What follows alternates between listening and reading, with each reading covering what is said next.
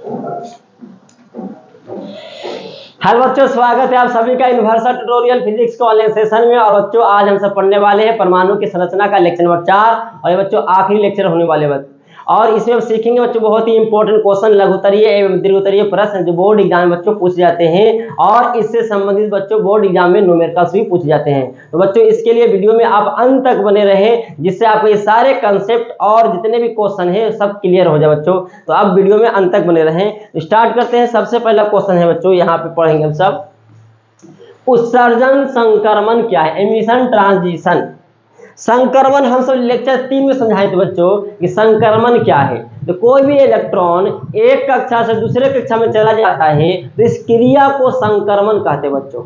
लेकिन कोई इलेक्ट्रॉन परमाणु में उपस्थित इलेक्ट्रॉन उच्च ऊर्जा स्तर से निम्न ऊर्जा स्तर में आता है, यानी उच्च अवस्था से निम्न अवस्था में आता है, तो इस क्रिया को उत्सर्जन संक्रमण कहते हैं बच्चों।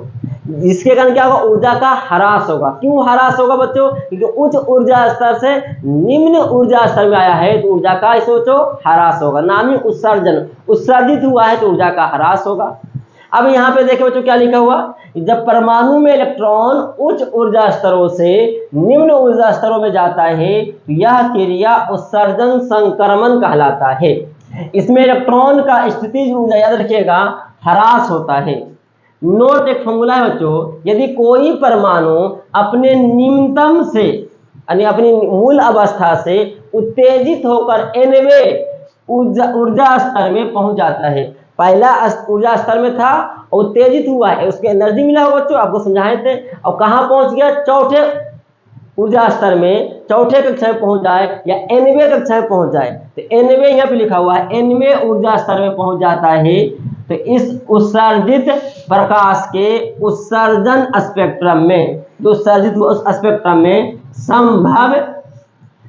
संभव उत्सर्जन संक्रमणों की संख्या। संक्रमण मतलब अब बच्चों nवें स्थान पर चला आया है तो अब nवें से फिर से वो अपनी प्रारंभिक स्थिति में आएगा तो उसका कितना संक्रमण होगा, किस तरह से वो आ सकता है, उसकी संख्या को फॉर्मूला से इंडिकेट किया गया है n × n-1/2। तो बच्चों आप याद रखिएगा उत्सर्जन संक्रमणों की संख्या का फॉर्मूला n × n-1/2, जहां n क्या है? nवें ऊर्जा स्तर में उत्तेजित हुआ है। इसको और समझने के लिए बच्चों इस पर एक क्वेश्चन बताते हैं, आप इतना पहले लिख लें। यहाँ पे देखें जो उच्चतम उत्तेजित ऊर्जा स्तर की संख्या n बराबर 4, n बराबर क्या है? 4 है, यानी चौथे कक्षा में चौथे ऊर्जा स्तर में पहुंचा हुआ है तो संभव उत्सर्जन संक्रमण या संक्रमणों की संख्या ज्ञात करना है। यानी देखें ध्यान से बच्चों, यहाँ पे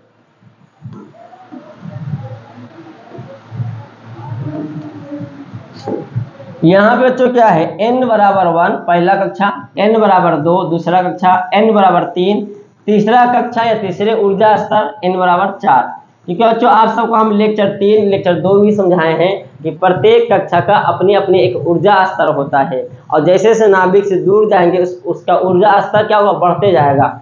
नाभिक से दूर जाने पर ऊर्जा बढ़ता है बच्चों। तो यहाँ पे 1 से जा रहे 4 तक ऊर्जा बढ़ रहा है। 4 तक क्यों लिए बच्चों? की उत्तेजित कहाँ तक हुआ? 4 तक हुआ है। तो बच्चों अब कोई इलेक्ट्रॉन कहाँ पहुंच गया? देखें ध्यान से, पहुंच गया चौथे ऊर्जा स्तर में, चौथा कक्षा में पहुंच गया है। कहाँ से बच्चा पहुंचा है? पहला कक्षा से। अब चौथा से फिर से वो क्या आएगा बच्चों? प्रारंभिक स्थिति में आएगा। जैसे पेन को हम फेंके हैं ऊपर तो पेन को फेंके तो फिर से वो प्रारंभिक स्थिति में आएगा। अब ये क्योंकि उत्तेजित हुआ है था ये कहाँ पे? मूल अवस्था में, तो फिर से बच्चों मूल अवस्था में आएगा। अब आने का संभव संक्रमणों की संख्या पूछा है, किस तरह से आएगा? प्रत्येक का संभव संक्रमणों की संख्या। तो आइए बच्चों समझते हैं इसको बढ़िया से। एक क्या होगा कि एक सबसे पहले मान लीजिए कि आ गया 4 से 3, 3 से 2 और 2 से 1। एक तरीका हो चल के वो स्पेक्ट्रम बना, के वो संक्रमण बना 1 2 3। कहां से कहां पहुंच गया बच्चों? चौथा से पहला में पहुंचा है लेकिन 3 स्टेप पे पहुंचा है। एक तरीका ये, 3 तरीका ये हो गया। एक तरीका है कि नहीं, चौथा से डायरेक्ट पहुंचे दूसरा में और दूसरा से पहुंचे कहां बच्चों? पहला में। तो कभी सर यहाँ पे 2 को रिपीट हो गया है, तो 2 को रिपीट हो गया तो इसको दिखाना नहीं क्योंकि पहले से हम सब दिखा चुके हैं दूसरा से पहला में। तो क्या वो बच्चों 4 गो हो गया संक्रमण। एक तरीका कि नहीं आएगा कहां से कहां डायरेक्ट, तीसरा चौथा से दूसरा में, सॉरी दिखा चुके हैं चौथा 1 2 3 4, एक हुआ जो चौथा से तीसरा, एक हुआ चौथा से डायरेक्ट किसमें आ जाए पहला में, एक हुआ हो गया बच्चों डायरेक्ट आ गया है, एक हुआ कि नहीं चौथा से पहला तीसरा में आया है, अब तीसरा से दूसरा में नहीं जाएगा डायरेक्ट किसमें आ जाए पहला में। अब संक्रमण की संख्या देखा जाए बच्चों तो कुल के हो गया, गिनिए 1 2 3 4 5 6। फिर से आप ध्यान दीजिए, एक तरीका है कि चौथा से तीसरा में, फिर तीसरा से दूसरा में, दूसरा से पहला में, एक तरीका हुआ। तो इस तरीके में कितना संक्रमण बना, ये स्पेक्ट्रम बना 1 2 3, सबका एनर्जी होगा, हम बात करेंगे। अब यहाँ पे आगे देखें, फिर चौथा से एक तरीका किसमें आ जाए डायरेक्ट दूसरा में आ जाए और दूसरा से पहला में आ जाए, जो पहले से स्पेक्ट्रम दिखा चुके, रिपीट नहीं करना है। एक तरीका और क्या हो सकता है कि डायरेक्ट चौथा से पहला में आ जाए, एक तरीका कि नहीं चौथा से पहला में तीसरा में तो आए हैं, अब तीसरा से दूसरा नहीं, तीसरा से डायरेक्ट पहला में आ सकते हैं। तो संक्रमण की संख्या कितना होगा 1 2 3 4 5 6, कुल स्पेक्ट्रोम की संख्या क्या चाहिए संभव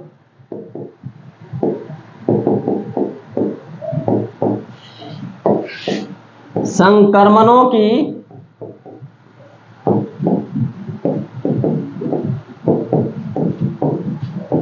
संख्या, गिनती तो 6 हो रहा बच्चों, लेकिन फॉर्मूला से बताना है तो अगर n इंटू n माइनस 1/2 करके देखते हैं कितना आता है। आप इतना लिख सकते हैं, क्वेश्चन लिख लें, ये डायग्राम बना लें, थोड़ा छोटा करने वाले हैं। अब बच्चों n क्या उत्तेजित ऊर्जा स्तर कितना में गया, चौथा में गया तो 4 रखेंगे, अगर पांचवा में जाता तो 5 रखते हैं, तो 4 इंटू 4 माइनस 1/2, 2 दूनी 4 और 3 गुना 2 बराबर 6। देखो बच्चों फॉर्मूला से भी उतना ही आया है, जितना स्पेक्ट्रम बना है उतना ही आंसर आया 6, आप लिख लें। अगला क्या है बच्चों, अवशोषण संक्रमणों की संख्या। अवशोषण संक्रमण क्या है, तो बच्चों यहाँ पे क्या था, उस समय में उच्च ऊर्जा स्तर से निम्न ऊर्जा स्तर में आया, यहाँ पे क्या हुआ परमाणु को इलेक्ट्रॉन अपनी निम्न ऊर्जा स्तर से उच्च ऊर्जा स्तर में चला जाता है, तो इस क्रिया को अवशोषण संक्रमण कहते हैं। बच्चों जब निम्न अवस्था से निम्न ऊर्जा स्तर से उच्च ऊर्जा स्तर में जाएगा तो पक्का की ऊर्जा बढ़ेगा, जैसी ऊर्जा बढ़ेगा इसलिए कहेंगे इस क्रिया में ऊर्जा का संचित होता है, स्थिति ऊर्जा संचित होता है। क्या लिखा बच्चों, जब परमाणु में इलेक्ट्रॉन निम्न ऊर्जा स्तर से उच्च ऊर्जा स्तरों में चला जाता है तो यह क्रिया अवशोषण संक्रमण कहलाता है। इसमें इलेक्ट्रॉन का स्थितिज ऊर्जा संचित होता है, मतलब बढ़ता है। अगले किसी परमाणु के क्या है तो देखिए ध्यान से, मूल ऊर्जा स्तर और किसी nवें ऊर्जा स्तर के बीच संभव अवशोषण संक्रमणों की संख्या कितना तो n-1 होती है। याद रखिएगा संभव स्पेक्ट्रम या संक्रमणों की संख्या कितना होगा अवशोषण वाला में n-1। कैसे आएगा बच्चों, यहाँ पे देखिए इस फॉर्मूला से समझते हैं क्वेश्चन से कि मूल ऊर्जा स्तर और n-4वें ऊर्जा स्तर के बीच संभव अवशोषण संक्रमणों की संख्या बताना है। तो देखो तो बच्चों 1 2 3 4, n बराबर 1, n बराबर 2, n बराबर 3, n बराबर 4। अब बच्चों जाएगा कहाँ से, निम्न से उच्च में जाएगा। तो जब भी जाएगा यहाँ पे निम्न से उच्च में जाएगा तो एक तरीका है कि नहीं डायरेक्ट पहला से चौथा, दूसरा तरीका पहला से तीसरा, तीसरा तरीका पहला से दूसरा। ऐसा ना करें कि दूसरा से चौथा में भेजेंगे, तीसरा से चौथा में भेजेंगे। जब भी अवशोषण होगा, जब भी उच्च ऊर्जा स्तर में जाएगा तो कहाँ से जाएगा, अपनी मूल अवस्था से जाएगा। इसे देखिए सब में क्या दिखा है, कहाँ से n=1 से, यानी पहला ऊर्जा स्तर से उच्च ऊर्जा स्तर में गया है, चाहे पहला से चौथा, चाहे पहला से तीसरा, चाहे पहला से दूसरा। ऐसा कभी नहीं होगा अवशोषण में, यानी उच्च अवस्था में जाने में कि तीसरा से दूसरा से चौथा, जब भी जाएगा पहला से चौथा, पहला से तीसरा इसमें जाएगा। अब यहाँ से बच्चों इसका क्वेश्चन बनाते हैं कि कितना आता है। 3 तो गिन सकते हैं कि अवशोषण संक्रमणों की संख्या कितना बच्चों 3 हुआ है। अब देखिए फॉर्मूला से बनाते हैं, अवशोषण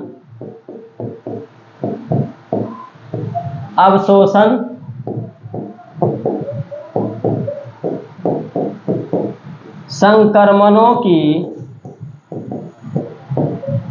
संख्या याद रखें बच्चों, n-1, n कितना तक पहुंचाना है, 4 तक। 4 - 1 बराबर बच्चों देख सकते हैं 3 आंसर आया है, 1 2 3 यहां लिख सकते हैं। इसके बाद बच्चों एक क्वेश्चन की बात करते हैं। उस क्वेश्चन से पहले बात करते हैं, आपको हम बताए थे कि कोई बोर के अनुसार किसी भी कक्षा का एक अपनी ऊर्जा स्तर होता है। तो आइए बच्चों हाइड्रोजन के लिए भी बात करते हैं। क्या हाइड्रोजन के लिए ऊर्जा स्तर का फॉर्मूला क्या निकाले थे? ऊर्जा का फॉर्मूला कक्षाओं की संख्या में -13.6 इलेक्ट्रॉन वोल्ट बटा n²।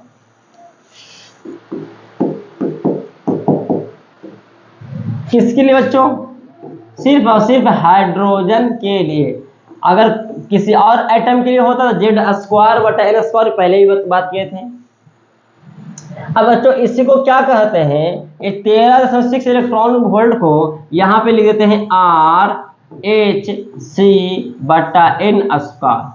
ये बच्चों एनर्जी का फॉर्मूला आ गया, किसमें आया? RH(c). कोई बच्चा सोचे कि सर RH(c) क्या है? तो बच्चों ध्यान दीजिएगा, जहां RH(c) का मान कितना है? 13.6 इलेक्ट्रॉन वोल्ट। R तो बच्चों हम बता दें तथा R के बारे में बात करते हैं। R बच्चों क्या है? रीडबर्ग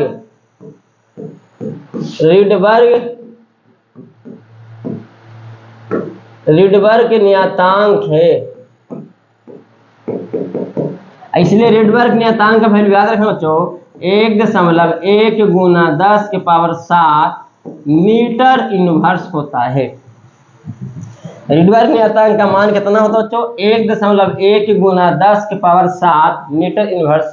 अब बच्चों R का मान पता है कितना होता है। H का मान जिसको बोलते हैं प्लांक नियतांक 6.63 × 10⁻34 जूल सेकेंड। 80 बच्चों प्रकाश की चाल है जो आपको पता है, 3 × 10⁸ मीटर पर सेकेंड। सबका मान रखिएगा तो आंसर आएगा किसमें? जूल में आएगा। लेकिन 1.6 × 10⁻19 से भाग दीजिएगा तो इलेक्ट्रॉन वोल्ट में आ जाएगा। इसका वैल्यू बच्चों 13.6 इलेक्ट्रॉन वोल्ट आ गया। तो याद रखिएगा ई का एनर्जी का फॉर्मूला किसके लिए आएगा बच्चों? nवें ऊर्जा स्तर के लिए। किसके लिए बच्चों आएगा? nवें ऊर्जा स्तर के लिए। अब n का मान 1 रखेंगे तो पहला कक्षा का एनर्जी निकल जाएगा, n का मान 2 रखेंगे तो दूसरे कक्षा का एनर्जी निकल जाएगा, n के मान 3 रखेंगे तो तीसरे कक्षा का एनर्जी निकल जाएगा बच्चों। तो आप समझ सकते हैं, इसको पहले लिख लें, नोट बना लें।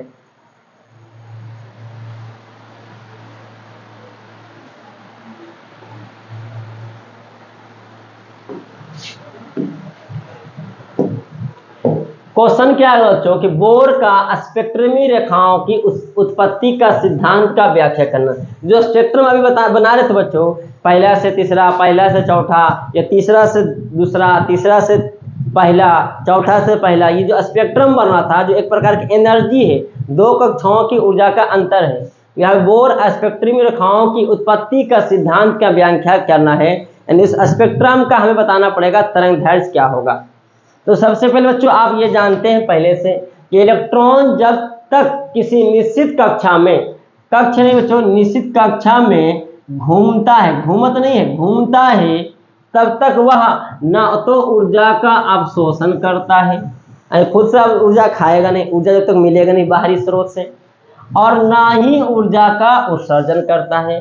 कि अगर ऐसा होता कि इलेक्ट्रॉन किसी कक्षा में घूम रहा है और उससे ऊर्जा का उत्सर्जन होता, तो बच्चों यह है तो बोर रदरफोर्ड के मॉडल में कमियां था। अगर ऊर्जा का उत्सर्जन होता तो उसका कक्षा की संख्या धीरे धीरे क्या तो घटते रहता, नीचे आते रहता, और एक समय होता कि वो इलेक्ट्रॉन परमाणु में गिर जाता, जिससे परमाणु अस्थायी हो जाता है। लेकिन हम सब जानते हैं कि परमाणु तो अस्थायी होता है, इसलिए कोई भी इलेक्ट्रॉन किसी भी निश्चित कक्षा में घूमते रहेगा तो ना ऊर्जा का अवशोषण करेगा, ना ऊर्जा का उत्सर्जन करता है।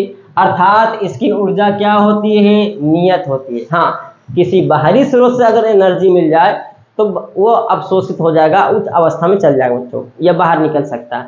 लेकिन फिलहाल अगर नहीं हो रहा है, ऊर्जा नहीं मिल रहा है, तो ऊर्जा क्या है? इसकी ऊर्जा क्या होगी? प्रत्येक कक्षा की ऊर्जा नियत होती है, इसलिए इन कक्षाओं को स्थिर अवस्थाएं कहते हैं। परंतु इन स्थिर अवस्थाओं में इलेक्ट्रॉन गतिशील रहते हैं, आपको पता है।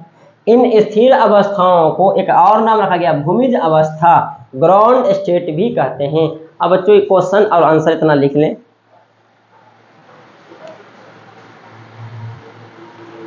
अब बच्चों यहाँ पे निकालना क्या, स्पेक्ट्रम का एनर्जी। तो यहाँ पे सॉरी स्पेक्ट्रम का तरंग निकालना है। तो माना पहले समझिए बच्चों, माना N1 एवं N2 कक्षाओं की ऊर्जा, हाँ N1 एवं N2 कक्षाओं के बीच इलेक्ट्रॉन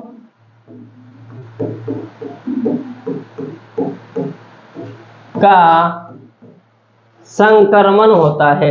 संक्रमण मतलब समझ रहे हो बच्चों कि N1 से N2 में चल गया होगा या N2 से N1 में आ गया होगा। एक कक्षा से दूसरे कक्षा में चले जाने की क्रिया को संक्रमण कहते हैं।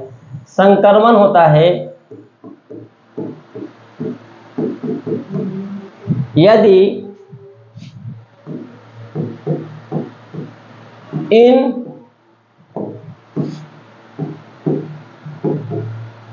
कक्षाओं जो N1 N2 माने हैं कक्षाओं की ऊर्जा स्तर N1 वाला में N1 कक्षा का ऊर्जा स्तर E1 एवं N2 कक्षा का ऊर्जा स्तर E2 है।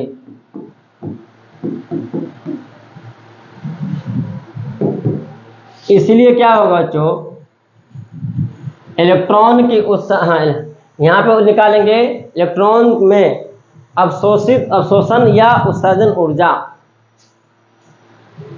ये इलेक्ट्रॉन निकाल सकते हैं, इलेक्ट्रॉन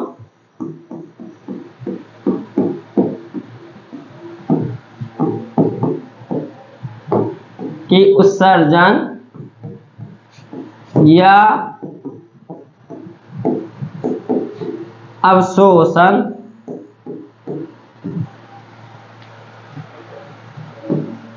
ऊर्जा किसके द्वारा, कैसे मिलेगा ऊर्जा, फोटोन मिलेगा। क्या हो, फोटोन खाएगा। तो फोटोन खाएगा तभी वो क्या होगा, एक कक्षा से दूसरे कक्षा में चल जाएगा, यानी फोटोन के बराबर होता है। फोटोन के बराबर होता है।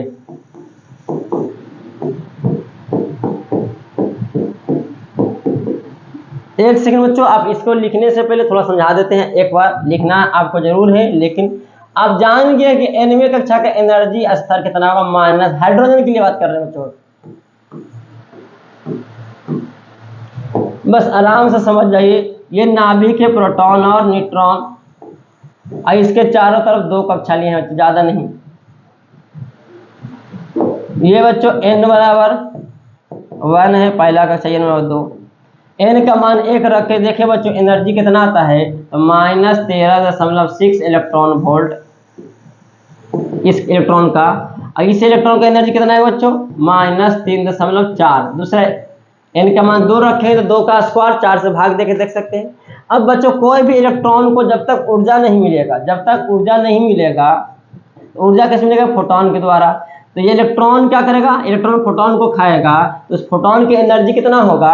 अगर यह इलेक्ट्रॉन पहला से दूसरा में चल गया बच्चों, तो कितना एनर्जी मिला था। जैसे मान लेते हैं कि एनर्जी कितना था, -13.6 इलेक्ट्रॉन वोल्ट, और हो गया कितना, -3.4 इलेक्ट्रॉन का, दूसरा में पहुंच गया है। तो एनर्जी कितना मिला बच्चों, हमारे पास 8 लाख कर्जा में था, -8 था, अब इसको हो गया -4 छोड़ दी बच्चों, -3 हो गया। तो इस मतलब -8 पर था, अब -3 जूल पर हो गया है। तो कितना ऊर्जा मिला होगा सर, 5 मिला होगा, 5 जूल प्लस 5 जूल मिला। कैसे निकला बच्चों, तो -3 बड़ा में से क्या कीजिएगा, छोटा घटा के देखिएगा, दोनों कक्षाओं के ऊर्जा का अंतर। तो अंतर मतलब बड़ा माइनस छोटा, तो -3 जूल बड़ा है, ये ऊर्जा का कम ह्रास है, और -8 जूल छोटा है, इसलिए -3 में से -8 क्या कि घटाया जाए तो कितना चाहिए, तो -8 -3 कितना आएगा, 5, यानी 5 जूल मिला है। तो यहाँ से घटा के जब देखेंगे कि -13.6 इलेक्ट्रॉन वोल्ट था और कितना हो गया -3.4 इलेक्ट्रॉन वोल्ट पर आ गया है। इसका मतलब 10.2 इलेक्ट्रॉन वोल्ट एनर्जी मिला है। किसके रूप में मिला बच्चों? एक फोटोन के रूप में, और एक फोटोन की ऊर्जा h न्यू होता है। कभी सर ऐसा हो सकता है कि अगर कोई इलेक्ट्रॉन यहाँ पे था, दूसरा में था और पहुंच गया किस बच्चों? अरे बाबा, दूसरा में था पहला में आ गया है, तो बच्चों यहाँ पे दूसरा कक्षा के एनर्जी कितना था? -3.4 इलेक्ट्रॉन वोल्ट, और आ गया है -13.6 इलेक्ट्रॉन वोल्ट। मतलब समझिए -3 जूल पर था और -8 जूल पर आ गया। बताइए बच्चों ऊर्जा कितना निकला? यहाँ पे ऊर्जा उत्सर्जित हुआ है, यानी सॉरी अवशोषण हुआ है। यह इलेक्ट्रॉन ऊर्जा को खा गया है, इसको ऊर्जा मिल गया है, जिससे उच्च ऊर्जा स्तर में चल गया। लेकिन अगर दूसरा से कोई पहला में आता है तो ऊर्जा तो दूसरा में ज्यादा था और पहला कक्षा ऊर्जा कम था, ऊर्जा का ह्रास हुआ है। तो -3 जूल पर था और -8 जूल हो गया है, तो कितना ऊर्जा का उत्सर्जन हुआ है, कितना निकला है? क्योंकि सर -3 में से अंतर करेंगे, दोनों कक्षाओं के ऊर्जा का अंतर करेंगे, -3 गुना माइनस घटा देंगे, यहाँ पे -5 यानी 5 जूल ऊर्जा जो हुआ होगा उत्सर्जित हुआ होगा। -3 था, 5 जूल ऊर्जा और ह्रास हो गया, 5 जूल ऊर्जा और निकल गया, तो बच्चों -8 जूल पर आ जाएगा। यानी यहाँ से पहला से दूसरा में जाने पर ऊर्जा का अवशोषण हो रहा है, दूसरा से पहला में आने पर ऊर्जा का उत्सर्जन हो रहा है। अवशोषण ऊर्जा या उत्सर्जन ऊर्जा का मान देखा जाए तो कितना आएगा? 10.2 इलेक्ट्रॉन वोल्ट। और यहाँ पे देखा जाए एग्जाम्पल से तो 5 जूल, यहाँ भी कितना जूल? 5 जूल। तो पहला उत्सर्जित ऊर्जा या अवशोषित ऊर्जा, इसको बोलते हैं उत्सर्जित ऊर्जा, इसको बोलेंगे अवशोषित ऊर्जा, दोनों बराबर है। और कितना बराबर है? दोनों कक्षाओं के ऊर्जा के अंतर के बराबर, दोनों कक्षाओं के ऊर्जा का अंतर के बराबर। कितना पर था, कितना हो गया, दोनों का अंतर कर लीजिए, वही उत्सर्जित ऊर्जा होगा या अवशोषित ऊर्जा होगा। या अब बच्चों यहाँ पे दोनों कक्षाओं को जो ऊर्जा का अंतर किसके बराबर होगा? तो मिला किसके रूप में होगा? फोटोन के रूप में खाया होगा। एक इलेक्ट्रॉन एक फोटोन खाएगा, दोनों कक्षाओं के जो ऊर्जा का अंतर होगा E2 - E1 फोटोन के ऊर्जा के बराबर, या निकला होगा जो ऊर्जा, तो किसके रूप में ऊर्जा निकला होगा? प्रकाश के रूप में ऊर्जा निकला होगा। हम बताएंगे एक्सरे में कि वो उत्तेजित हुआ है और उत्तेजित होकर फिर अपनी मूल अवस्था में आया तो ऊर्जा का उत्सर्जन हुआ है, ऊर्जा निकला है। तो ऊर्जा जब निकला है तो किसके रूप में निकला होगा बच्चों? प्रकाश के रूप में निकला होगा। क्या समझ में आ रहा है? क्या परेशानी हो रहा है बच्चों आपको? कोई दिक्कत नहीं होगा, आप समझिए, कोई दिक्कत नहीं। आप थोड़ा सा ध्यान देंगे 100% तो समझ आ जाएगा। क्लियर है? तो यहाँ पे लिखने वाले हैं कि दोनों कक्षाओं के ऊर्जा का जो अंतर होगा वो फोटोन के ऊर्जा के बराबर होगा। क्लियर है? आराम से थोड़ा सोच लें, कोई दिक्कत नहीं है बच्चों, कोई एंटरटेनमेंट की बात नहीं है। अब यहाँ पे आप लिख लें, आपने इससे पहले ये लिखा होगा क्वेश्चन आंसर, और उसके बाद उसी में ये आंसर चल रहा है बच्चों, ऐसा नहीं कि अलग से है। लिखें,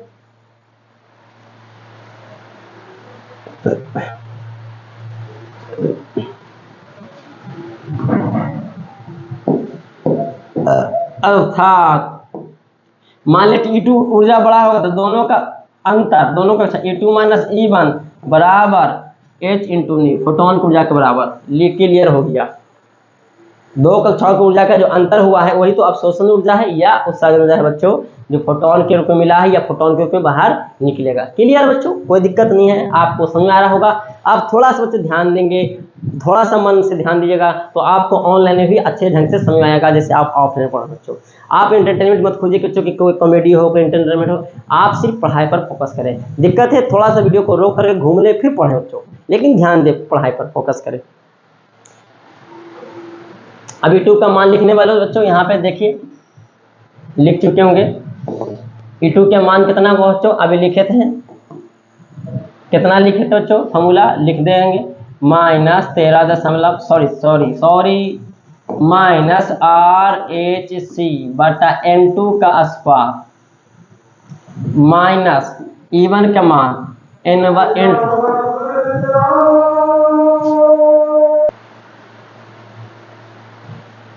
तो यहाँ पे बच्चों आपने लिखा है, यहाँ पे N2 नहीं होगा बच्चों, क्योंकि यहाँ पे दूसरे का A2 बोल रहे हैं। तो यहाँ यहाँ पे लिखें क्या?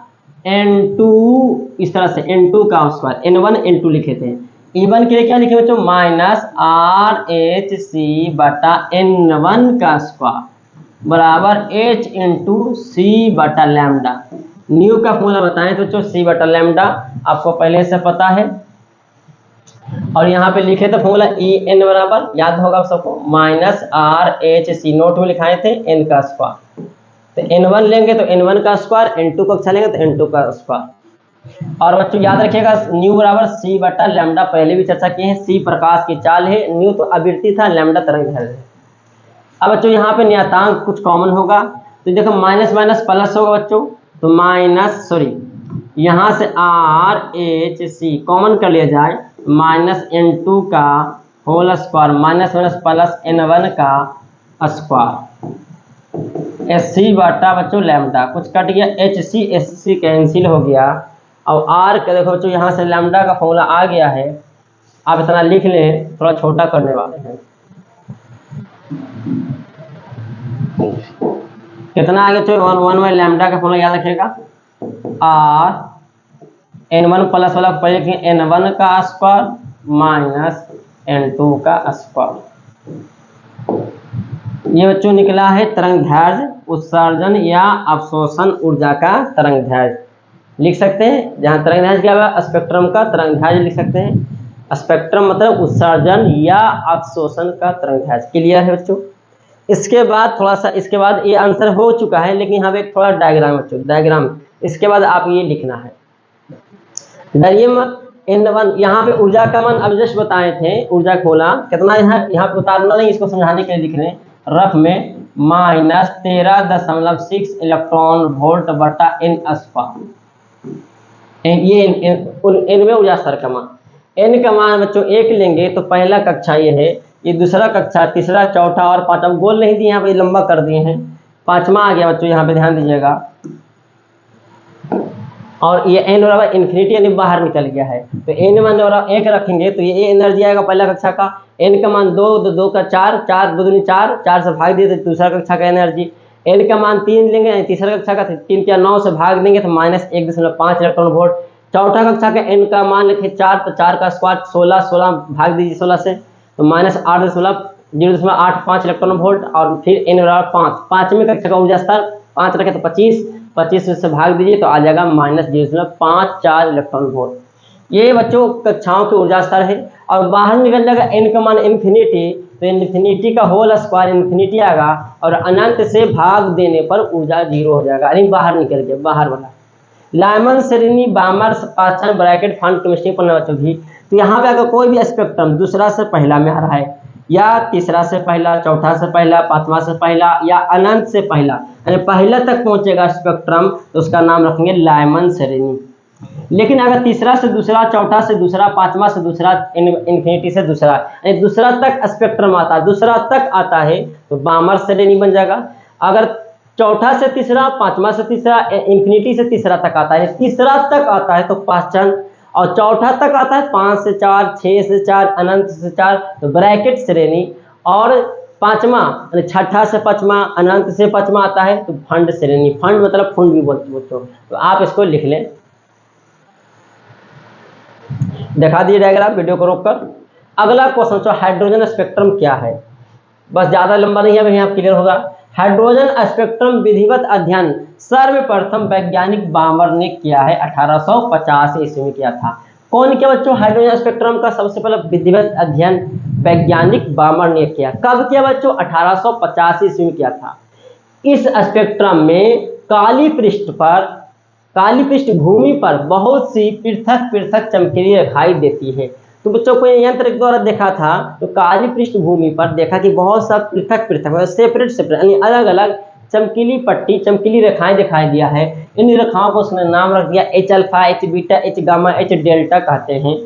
इन रेखाओं में एक विशेषता यह है, देखा उस रेखा का तो देखा कि एक सिरे से दूसरे सिरे की ओर जाने पर उनकी बीच की दूरी, उनकी जो डिस्टेंस क्या है, मान लो पहला रेखा दूसरा रेखा के बीच की दूरी 2 मीटर, तो अब दूसरा तीसरा के बीच 2 से कम मान लेते हैं 1.5 मीटर। अब तीसरा से चौथा के बीच दूरी देखा गया तो और कम जा रहा था, मान लो 1 मीटर। और चौथा से पांचवा रेखा के बीच की दूरी देखा था 0.5 मीटर। तो पता चला कि जानने पर इनकी बीच की दूरी और इनकी चमक नियमित रूप से कम हो रही थी। यानी एक रेखा से दूसरी रेखा बढ़ रहे थे, तो बीच का डिस्टेंस भी घट रहा था और उसकी चमक धीरे धीरे भी क्या हो रहा था, कम होती जाती है। इस प्रकार से एक रेखाएं एक से कम होती जाती है, धीरे धीरे क्या होगा बच्चों, मिल जाता होगा रेखा, तक कम घटते गया। इस प्रकार ये रेखाएं एक श्रेणी सदस्य है जिसका नाम रखा गया बामर श्रेणी कहते हैं। तो पता चलेगा कि काली पृष्ठभूमि पर जो चमकीली रेखाएं हैं उसी को बोलते हैं बच्चों बामर श्रेणी। और उसका क्या विशेषता है कि एक सिरा से दूसरा सिरे को जा रहा है तो चमक भी घट रहा है और उसके बीच का डिस्टेंस भी घटते जा रहा है। आप ये लिख लें। इसके बाद बच्चों यहाँ पे इसके बाद क्या है, बामर श्रेणी की अवस्थाओं की तरह निर्धारित के लिए निम्नलिखित समीकरण द्वारा व्यक्त किया जाता है। तो सर फॉर्मूला तो पढ़ाए थे n1, यहाँ पे देखे तो बच्चों क्या पढ़ाए थे, 1/λ बराबर r इंटू n1 का स्क्वायर माइनस n2 का स्क्वायर।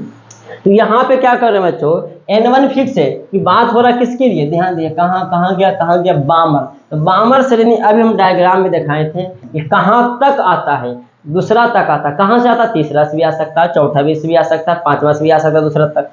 तो यहाँ पे बच्चों दूसरा तक फिक्स हो गया, यानी n1 फिक्स हो गया 2 का स्क्वायर। अब n2 3 भी हो सकता है, 4 भी हो सकता है, 5 भी हो सकता है, इसलिए डायरेक्ट लिख दिए n स्क्वायर। क्लियर बच्चों, ये फॉर्मूला वहां से ही आया है। अतः बामर श्रेणी की कई रेखाएं स्पेक्ट्रम के दृश्य भाग में पाई जाती है। तो बच्चों पूछ देगा कि बताओ बामर श्रेणी कैसा होता है, तो हमें दृश्य भाग में पड़ता है, दृश्य किरणें होती है जो दिखाई देता है। याद रखिएगा कैसा बामर श्रेणी होता है, दृश्य किरणें। तथा हाइड्रोजन स्पेक्ट्रम के अदृश्य भाग में भी कुछ अन्य श्रेणी प्राप्त है, अदृश्य किरणें कुछ प्राप्त है श्रेणी। जैसे लाइमन श्रेणी में बच्चों क्या पाया जाता है, पराबैंगनी भाग में पाया जाता है। लाइमन श्रेणी में क्या पाया जाता है, पराबैंगनी भाग में। यानी ये भी कह सकते हैं कि पराबैंगनी भाग में लाइमन श्रेणी पाया जाता है। पहचान ब्रैकेट एवं फंड श्रेणी में अवरक्त भाग में प्राप्त होता है।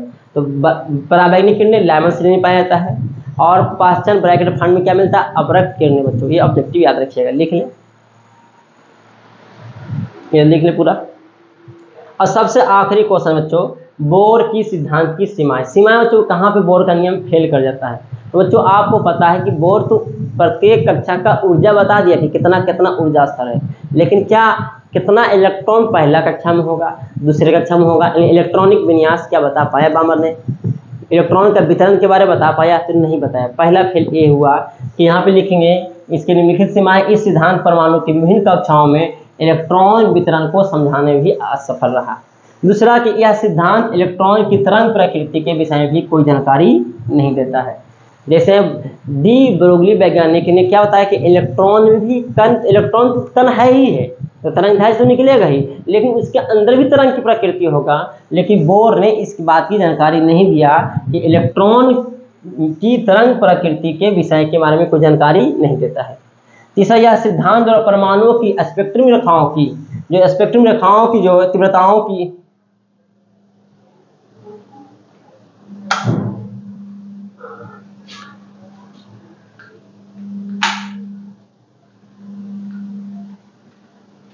तो बच्चों देख सकते हैं कि यहाँ अब उतार लिए होंगे, लिख लीजिएगा। वीडियो यहाँ तक रहेगा कि लाइन कट गया बच्चों। फिर मिलते हैं नेक्स्ट वीडियो में, तब तक के लिए धन्यवाद।